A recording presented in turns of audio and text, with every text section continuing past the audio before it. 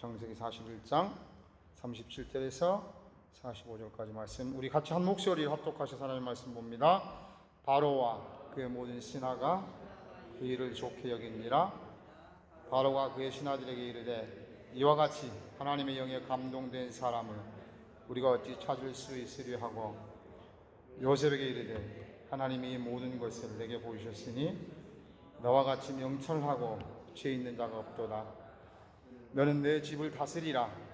내 백성이 다 내 명령에 복종하리니 내가 너보다 높은 것은 내 왕자뿐이니라. 바로가 또 요셉에게 이르되 내가 너를 예굽 온 땅의 총리가 되게 하노라 하고, 자기의 인장반지를 빼어 요셉의 손에 끼우고 그에게 세마포옷을 입히고 금사슬을 목에 걸고 자기에게 있는 버금수레에 그를 태우매 무리가 그의 앞에서 소리지기를 엎드리라 하더라. 바로가 그에게 애굽 전국을 총리로 다스리게 하였더라. 바로가 요셉에게 이르되 나는 바로라. 애굽 온 땅에서 내 허락이 없이 수족을 노릴 자가 없으리라 하고, 그가 요셉의 이름을 사브넷 바네아라 하고, 또 온의 제사장 보디베라의 딸 아스낫을 그에게 주어 아내로 삼게 하니라. 요셉이 나가 애굽 온 땅을 순찰하니라. 아멘. 하나님의 영에 감동된 사람이라는 제목으로 하나님의 말씀 같이 생각하는 은혜를 나누겠습니다. 우리에게 소원이 하나 있네. 주님 다시 오실 그날까지 우리의 가슴에 새긴 주의 십자가 사랑, 나의 교회를 사랑케 하네. 우리 교회에서도 홍주식 목사님 자주 부르셨는데요. 여러분 소원이 있으십니까? 있으시다면 무엇입니까? 가사처럼 십자가, 교회, 예배, 사랑 맞습니까? 저는 목사에게 지금을 잘 감당하기 위해서 설교 좀 잘했으면 좋겠다 하는 마음과 하나님 앞에 가서 칭찬받고 싶다라는 것이 소원입니다. 다 비슷하시겠지요? 믿음 생활 잘해서 직분장을 감당하다가 하나님 앞에서 칭찬받는 것, 성경에서도 그렇게 말씀하고 있습니다. 믿음은 하나님을 기쁘시게 하는 것이고 또 상 주시는 이심을 믿는 것이라고. 그 말을 짧게 요약한 것이 저는 감히 오늘 설교 제목이다라고 생각을 했습니다. 하나님의 영에 감동된 사람. 우리 한번 같이 해보십시다. 시작. 하나님의 영에 감동된 사람. 오늘 설교 제목입니다. 이 구절을 보면서 설교를 준비하는데 소름이 쫙 끼쳤습니다.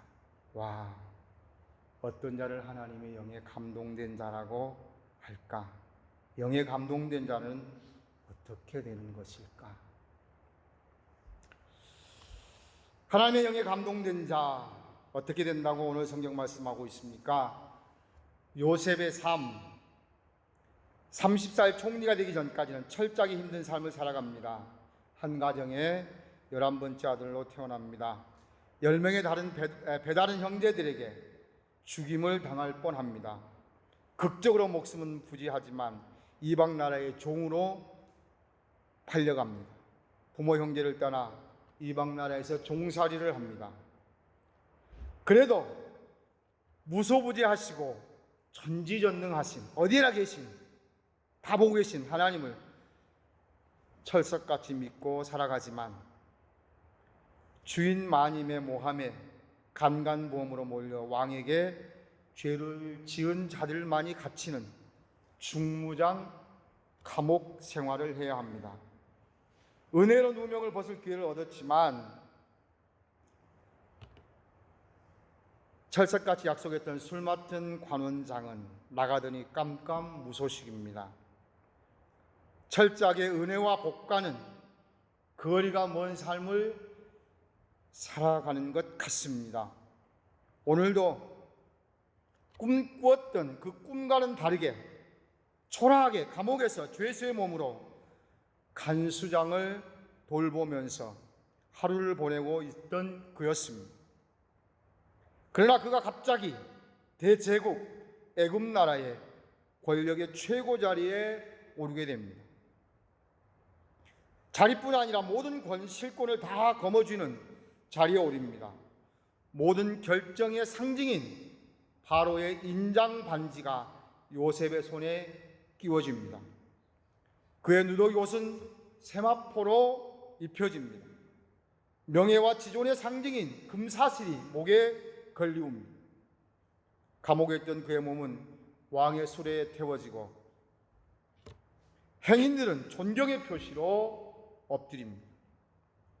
애굽의 모든 사람들의 수종 놀림이 요셉에 의해 철저하게 통제되며 죄수로 감옥에 있던 그가 궁궐에서 지냅니다.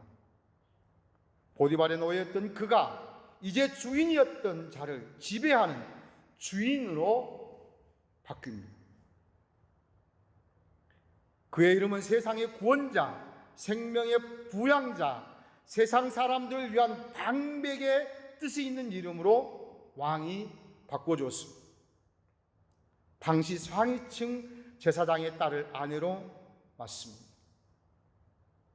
무엇보다도 감동적인 것은 하나님을 모르는 이방 애굽 나라의 왕이 당신은 하나님의 영에 감동된 자라고 칭송합니다.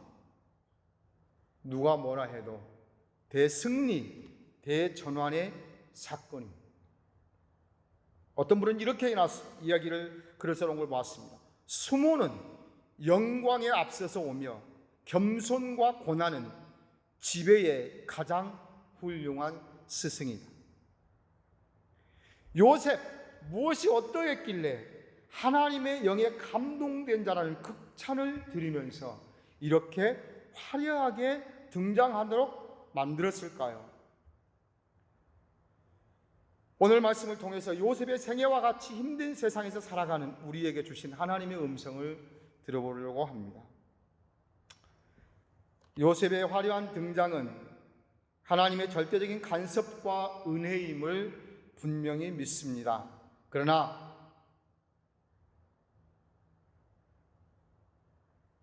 그것만은 아닙니다. 다른 부분은 없을까요? 있습니다. 말씀을 한번 같이 보시겠습니다.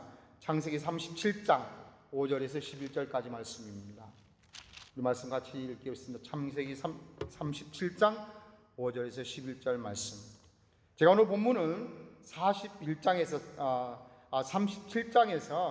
41장 마지막까지인데 오늘 우리가 읽었던 41장 37절에서 46절까지만 읽었습니다. 13년 동안의 기간입니다. 우리 같이 읽겠습니다. 같이 읽습니다. 37장 5절 11절 말씀입니다. 요셉이 꿈을 꾸고 자기 형들에게 말하며 그들이 그를 더욱 미워하였더라. 요셉이 그에게 이르되 청하건대 내가 꾼 꿈을 들으시오. 우리가 밭에서 곡식단을 묶더니 내 단은 일어서고 당신들의 단은 내 단을 둘러서 절하더이다. 그의 형들이 그에게 이르되 내가 참으로 우리 왕이 되겠느냐, 참으로 우리를 다스리게 되겠느냐 하고 그의 꿈과 그의 말로 말미암아 그를 더욱 미워하더니 요셉이 다시 꿈을 꾸고 그의 형들에게 말하여 이르되 내가 또 꿈을 꾼즉 해와 달과 11별이 내게 절하더이다 하니라. 그가 그의 꿈을 아버지와 형들에게 말하며 아버지가 그를 꾸짖고 그에게 이르되 내가 꾼 꿈이 무엇이냐? 나와 내 어머니와 내 형들이 참으로 가서 땅에 엎드려 내게 절하겠느냐? 그의 형들은 시기하되 그의 아버지는 그 말을 간직해 두었더라. 감사합니다. 젊은 소년이 꿈을 꿉니다. 그의 아버지는 그 말을 간직해 두었더라. 꾸중했지만 그 말을 간직해 두었더라. 대단히 중요한 꿈이라는 것을 성경 기자 모세는 우리에게 암시해 주고 있습니다. 아버지 이상으로 꿈을 꾼 요셉은 마음속에 간직하고 살았을 것입니다. 사람은 지금 어떠느냐에 따라서 어떠느냐에 보다 무엇을 보고 사느냐에 따라 그의 결과는 너무나도 다르게 나타날 수 있습니다. 13살의 소년, 자기가 꾸었다는 꿈 이야기 때문에 형들의 미움을 삽니다. 그리고 죽음 직전에서 한 형제의 간청으로 은 20에 상인에게 종으로 팔려갑니다. 포기할 만도, 절망할 만도, 세월의 흐름에 젖어 살 만도 한데 순간순간 그는 많은 사람들과 다르게 살아갑니다. 꿈과 전혀 상관없이 상황이 진행되어지지만 결단코 하나님을 놓지 않습니다. 어느 한 시간도 한순간도 하나님을 떠난 삶을 살지 않습니다. 우리가 살아가면서 무슨 일이 일어나면 금방 잘할 듯이 야단 법석을 떱니다. 그러나 조금 지나면 언제 그랬냐는 듯이 열정이 식어 싸늘해져 버리기까지 합니다. 너무 쉽게 바뀌지요. 그래서 자극이 늘 필요한 듯 싶습니다. 우리가 주일날 와서 하나님 앞에 예배 드려야 할 부분도 바로 이 부분도 연관되어진다고 생각되어집니다. 그럼에도 꿈이 선명한 사람, 목표가 확실하고 심지가 굳은 사람은 그렇지 않는 사람들과에 비해서 많은 부분, 결단과 결심이 오래 지속되는 것을 보게 됩니다. 꿈은 우리의 행동의 연속성을 만들어갑니다. 그 행동의 연속성은 우리 현실을 극복하는 강한 힘을 만들어줍니다.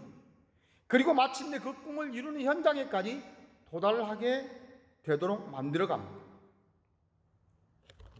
운동선수 중 최고의 꿈은 올림픽에서의 금메달일 것입니다.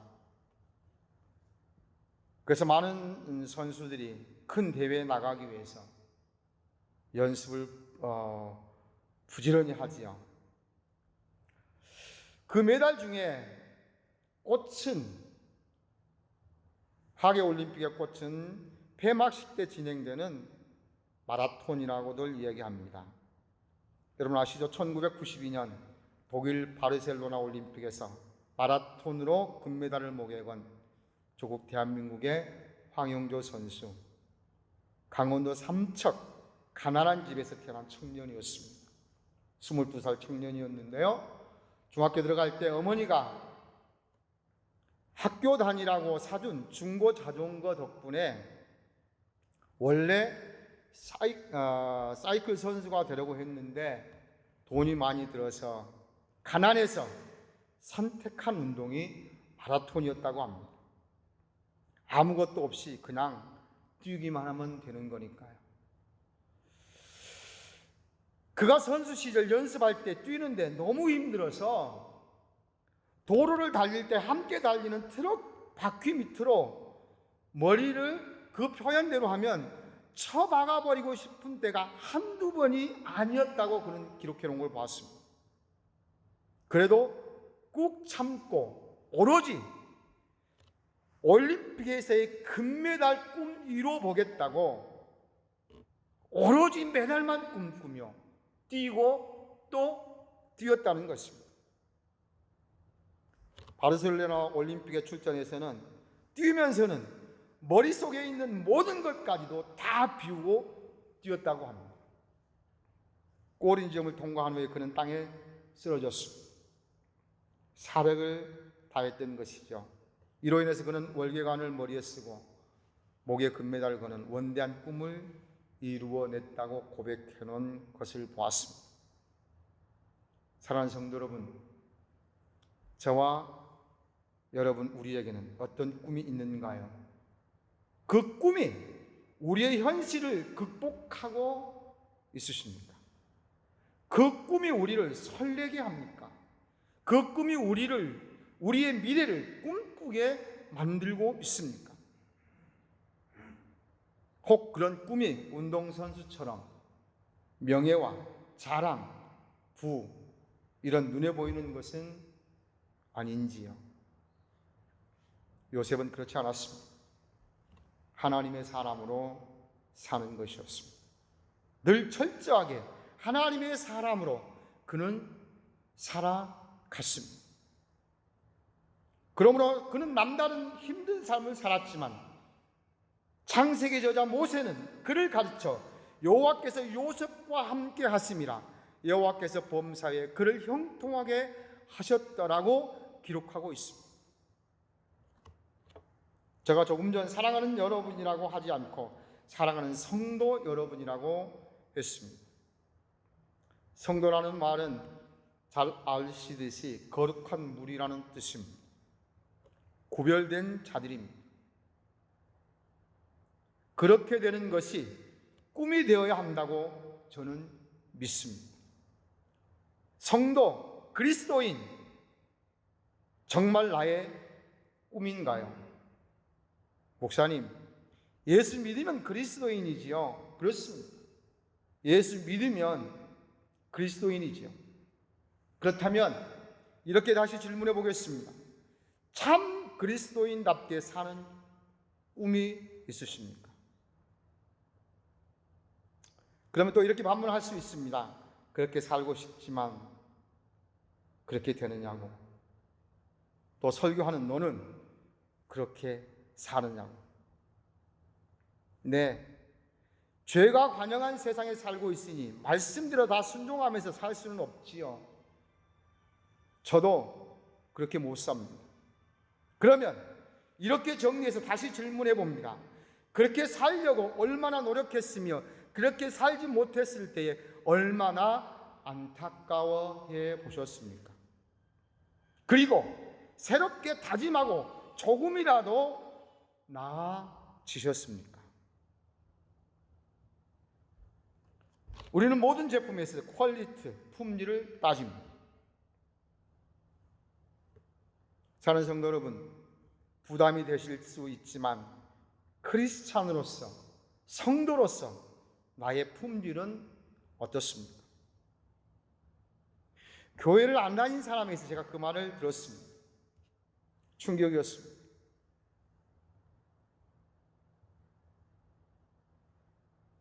교회 안 다닌 사람이 우리의 신앙의 품질을 따지던데요. 전 상관없습니다. 집사님의 품질, 목사님의 품질, 믿는 우리들을 그 사람들은 다르게 본다는 것입니다. 사랑하는 성도 여러분, 우리의 신앙의 품질 내놓아도 될까요? 아쉽지만 그래도 이 정도 하니까 그렇습니까? 잘 하시고 계시는 것이죠. 계속 더 잘 하십시오. 아님, 목사님 부끄럽습니다. 네. 그럴 수 있습니다. 그래도 괜찮습니다. 새롭게 시작하십시다. 성도, 거룩한 무리, 그리스도인, 참 그리스도인, 그것이 나의 꿈이 되고 나의 삶이 되고 나의 정체성이 되도록 말입니다. 그래서 요셉처럼 힘든 세상에서 코로나와 함께 살고 있지만 하나님의 자녀인 것이 한순간도 흐려지지 않도록 우리의 꿈, 우리의 정체성 다시 세워가자는 말씀입니다. 하나님의 꿈이 나의 비전이 되고 예수님의 성품이 나의 인격이 되고 성령님의 권능이 나의 능력이 되길 원하고 바라고 기도하는 우리들이 되실 수 있기를 주님의 이름으로 소원합니다. 주가 맡긴 모든 역사 힘을 다해 마치 밝고 밝은 그 아침을 맞을 때 요단강을 건너가서 주의 손을 붙잡고 기쁨으로 주의 얼굴 배우리. 나의 주를 내가 그의 곁에 서서 배우며 나의 주를 손에 못자국을 보아 알겠네. 이 찬송을 떳떳하게 부를 수는 없을지라도 부끄러워서 못 부르는 우리가 되어서는 안 되지 않겠습니까? 하나님의 영이 감동된 자는 죄를 멀리하는 삶을 살아갑니다. 왜냐하면 하나님의 속성은 거룩이기 때문입니다. 하나님 자신만 내가 거룩하다라고 말씀하시는 것이 아니라 가혹하시게도 거룩하게 살아가기 어려운 세상에 살아가는 우리에게도 이렇게 말씀하셨습니다. 내가 거룩하니 너희도 거룩하라고 말입니다. 그러므로 하나님 앞에 있다는 생각을 하게 되면 죄를 멀리할 수밖에 없게 되는 것이죠. 빛이 있으면 어둠은 자연히 물러가며 빛이 없으면 어둠은 당연히 옵니다. 그런데 우리는 가끔 빛과 어두움을 공유하려고 합니다. 샘의 한 구멍에서 단물과 쓴물을 낼 수 없다고 야고보 기자를 통해서 말씀하셨음에도 불구하고 같이 공유하려고 합니다. 그런 우리에게 요셉의 사건은 귀한 교훈을 줍니다. 39장 7절에서 13절까지 말씀을 보면 우리들이 아주 잘 아시고 여러 번 설교도 들으셨을 것이고 훤히 다 아는 내용입니다. 도망자 사건입니다.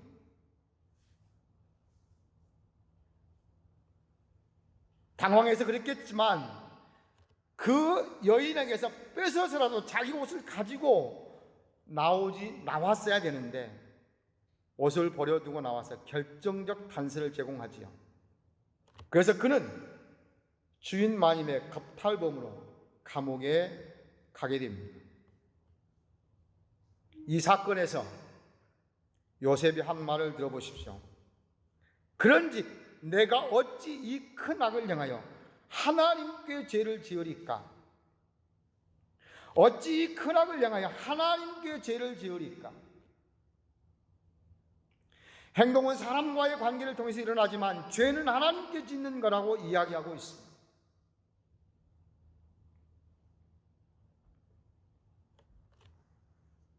사람은 모든 죄를 양자간으로만 생각하는 경우가 많습니다.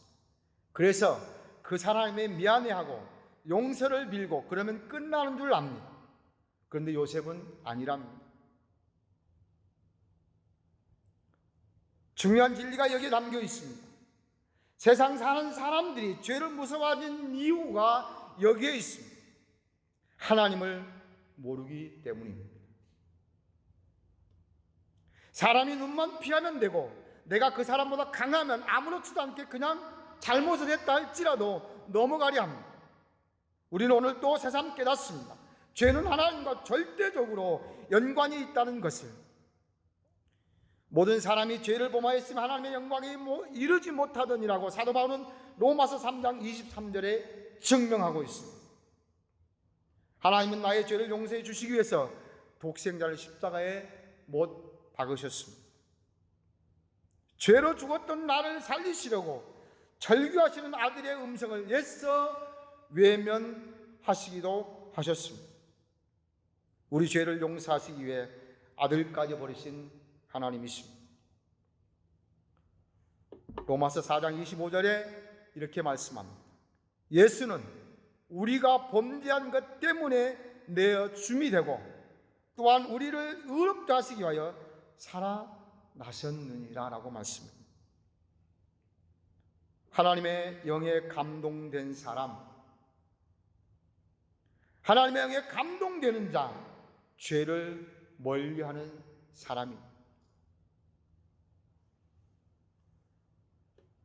다음으로 요셉을 통해서 우리에게 말씀하시는 메시지, 하나님의 영에 감동된 사람은 하나님께서 내가 관리한다입니다.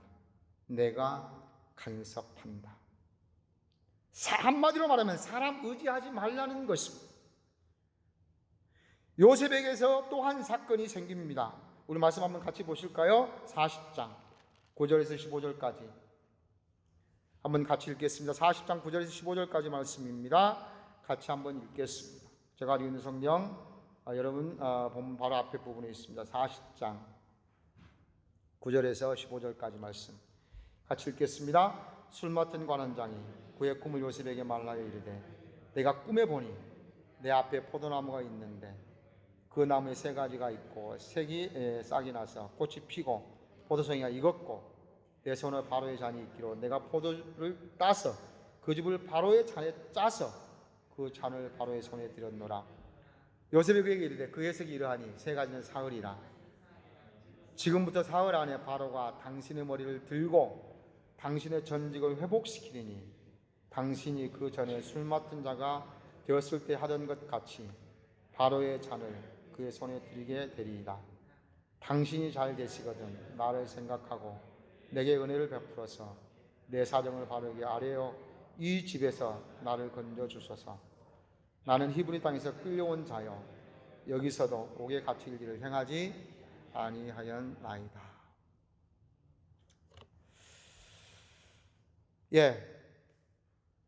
물론 요셉이 해몽을 안 해줬어도 그는 정한 날에 복직이 되었겠지요.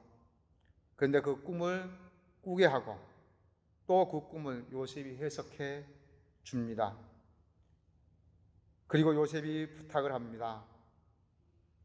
정말 요셉의 해몽대로 술 맡은 관원장이 복직이 되었고 부탁받은 이 술 맡은 관원장은 그러나 야속하게도 성경은 이렇게 기록하고 있습니다. 제가 말씀을 봅니다. 21절, 40장 21절. 바로의 술 맡은 관원장은 전직을 회복하며 그가 잔을 바로의 손에 받들어 드렸고 떡 굽는 관원장은 매달리니 요셉이 그에게 해석함과 같이 되었으나 술 맡은 관원장이 요셉을 기억하지 못하고 그를 잊었더라.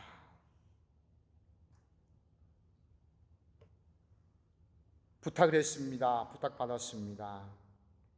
그러나 그는 요셉의 부탁을 기억하지도 못하고 그를 잊었다라고 말하고 있습니다. 세상을 살면서 서로 의지하며 돕고 사는 것은 해답입니다. 그러나 그것이 정답은 아니라는 것을 우리는 꼭 기억해야 됩니다. 문제 해결은 될 수 있을지 모르지만 그것이 다 옳다? 아니요. 아닐 수도 있습니다. 우리가 살아가면서 의지하며 부탁하는 일들 있습니다. 그런데 그런 일들이 꼭 일이 많거나 또는 일이 크거나 또는 일이 힘들어서 어렵거나 복잡해서 못 들어줄 수도 있습니다. 부탁받은 것을. 왜요? 사람의 능력과 범위는 한계가 있으니까. 그러나 다 그런 것만은 아닌 것 우리들이 너무 잘 알고 있습니다. 다른 부분이 있습니다. 오늘 술 맡은 관원장에게 한 요셉의 부탁, 복잡한 건가요? 어려운 것인가요? 돈이 드는 것인가요? 아닙니다. 그냥 왕에게 말하면 됩니다. 그러나 술 맡은 관원장은 요셉의 억울함을 왕께 고하기는커녕 요셉을 기억하지 못하고 그를 잊었더라고 창세기 기자는 기록하고 있습니다.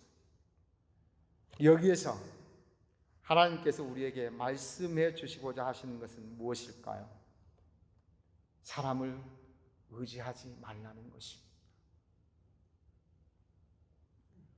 이 말씀을 다시 한번 우리에게 확인시켜 준 곳이 있습니다. 시편 146편 3절.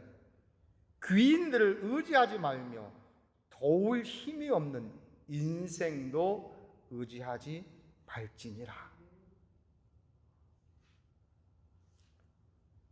아예 이렇게 요셉을 통해서 우리에게 가르쳐 주셨지만 우리들이 다 알지 못하기에 하나님은 시편 기자를 통해서 우리에게 다시 한번 못을 받고 있습니다. 다시 말하면 사람들에게 거부당하는 것은 하나님 의지하라는 사인이라는 것 있습니다. 내가 그 일 알아서 할게. 나에게 부탁해. 나 의지해. 내가 있잖아. 나는 너를 구원한 자야. 나는 너의 창조주야. 이런 말씀을 하는 것이라는 거죠. 그런데 우리는 부탁해서 안 들어준다고 그 사람 원망하고 좌절하고 그럴 수가 있느니 없느니 하면서 인간관계까지 틀어지게 만드는 경우들이 너무나도 많습니다. 우리는 이럴 때 어떻게 해야 할까요? 물론 세상 사람들은 그럴 수 있습니다. 우리는 아니라는 거예요. 그대로 받아들이시고 하나님께서 손을 대시려나 보다. 하나님이 나를 간섭하시려나 보다. 그리고 하나님 의지하시면 된다는 겁니다. 하나님께 기도하면 됩니다. 혹시 우리가 의심할까 봐 하나님이 이렇게 말씀합니다. 환난 날에 나를 부르라. 내가 너를 건지리니 내가 너를 영화롭게 하리라고 시편 50편 15절에 말씀하고 있습니다. 하나님은 아주 적절한 시기에 아주 적절한 하나님의 방법으로 이 일을 해결하십니다. 하나님의 해결 방법 한번 보실까요? 기억조차 못했던 술 맡은 관원장이 요셉을 기억하도록 만드십니다. 예굽의 모든 마법사들과 지식인들이 다 해몽 못할 꿈을 최고의 권력자 바로가 꾸게 하시고, 왕이 고민하는 중 술 맡은 관원장이 그때 요셉을 생각합니다. 그리고 말합니다. 예굽왕 바로는 요셉을 그때 부릅니다. 바로왕 앞에 요셉이 서게 됐지요. 물론 그때의 말씀 하나님이 가르쳐 주실 것이다라고 얘기를 합니다. 그 일로 그는 예굽의 총리가 됩니다. 한 부분을 저자 모세는 놓치지 않고 기록하고 있습니다. 하나님의 간섭하심에 대해서 39장 20절인데요. 이에 요셉이 주인이 그를 잡아 옥에 가두니 그 옥은 왕의 죄수를 가두는 곳이었다. 보디발의 아내 겁탈범을 왕의 신하들이 갇혀있는 감옥에 가둡니다. 보디발의 지위가 무엇인지는 정확히 나타나 있지 않지만 왕의 죄수를 가두는 곳에 요셉이 들어간 것은 평범하지 않다는 것을 모세는 말하고 있습니다. 우연일까요? 이것도 하나님의 간섭이라고 한다면 틀린 해석일까요? 옥고를 치르고 있는 그때가 요셉의 나이 30세라고 총리가 되었을 때에 그의 나이가 30세라고 성경은 기록하고 있습니다. 지금 한참 선거가 진행되는 미국 대통령 출마했을 나이를 봤더니 35세더라고요. 우리 대한민국은 40세가 되어야만 대통령에 출마할 수 있는 권한이 있습니다. 민수기 4장 3절의 말씀에 보면 율법에 정한 레위인이 공무에 임할 수 있는 나이가 30세라고 기록하고 있습니다. 어떤 사람들은 예굽에서 이런 고위관직에 오를 수 있는 나이가 30세라고 설명하기도 합니다. 때가 참에 하나님께서 간섭하시고 이를 이루시는 하나님이시라는 사실입니다. 때가 찰 그때까지는 준비 기간입니다. 혹 우리는 지금 힘들고 어렵지만 혹 지금 우리는 하나님께서 준비하시는 기간은 아닐까 한번 생각해 볼 필요가 있습니다. 하나님의 영에 감동된 자, 하나님께서 하나님의 때에 하나님의 방법으로 인도하십니다. 그리고 하나님이 간섭하십니다. 힘드십니까? 나누고 싶으신 만큼 나누십시오. 의지할 수 있는 자 있으시나요? 의지하십시오. 그러나 거기까지만입니다. 거기까지만. 절대로 좌절하거나 절망하지 마시라는 말씀입니다. 이러쿵저러쿵 그럴 수 있느니 없느니 그런 얘기도 하지 말자는 말씀입니다. 하나님의 영이 내주에 계시는 저와 여러분은 하나님의 영에 감동된 자로 세우시기 위해서 하나님께서 간섭하시고 하나님께서 하실 몫이 있다는 것 꼭 기억하실 수 있기를 주님의 이름으로 소원합니다. 이 예배를 마치고 우리는 또 주어진 현실을 헤쳐나가며 살아야 합니다. 건강에 힘드신 분도, 경제적으로 어려우신 분도, 여러 가지 관계, 진로 등등. 그러나 우리에게는 하나님의 영이 거하십니다. 하나님의 영에 감동된 자들이 되십시다. 십자가에 못 박히라고는 토저라고 하는 작가가, 목사님이 글을 써놨는데, 우리는 대개 다 30배의 결실을 맺으려고 한다. 아니다. 우리는 100배의 결실을 맺으려고 해야 된다라고 하는 글을 보았습니다. 그러려고 하면 오늘 바로가 요셉을 지칭했던 것처럼 하나님의 영에 감동된 사람, 하나님의 영이 충만한 사람, 신약성경에 말하는 성령이 충만한 자가 되어야 된다는 사실. 바로가 요셉을 칭송했던 것처럼 하나님을 모르는 자들, 그들의 입에서 우리를 보고 이와 같이 하나님의 영에 감동된 사람을 우리가 어찌 찾을 수 있으리요 하면, 하나님은 그때에 우리를 하나님을 모르는 자들에게까지도 높이 드실 줄로 믿습니다. 우리를 꼭 성공이라는 말은 아니지만 화려하게 하나님은 등장시킬 것입니다. 사랑하는 성도 여러분, 힘듭니다. 어렵습니다.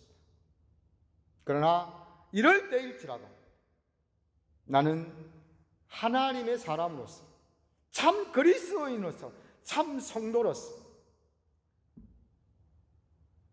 조금도 이 정체성이 흐려지지 않는 하나님의 영에 감동된 자가 되겠다라고 하는 꿈과 비전이 저와 여러분에게 있어질 수 있기를 주님의 이름으로 소원합니다.